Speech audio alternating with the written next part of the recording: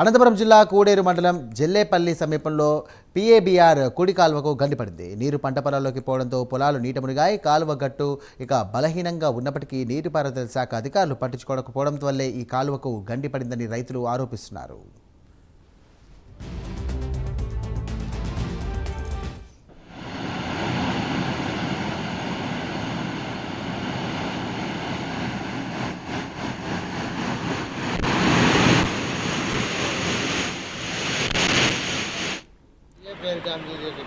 నా పేరు రామాంజనేయులు.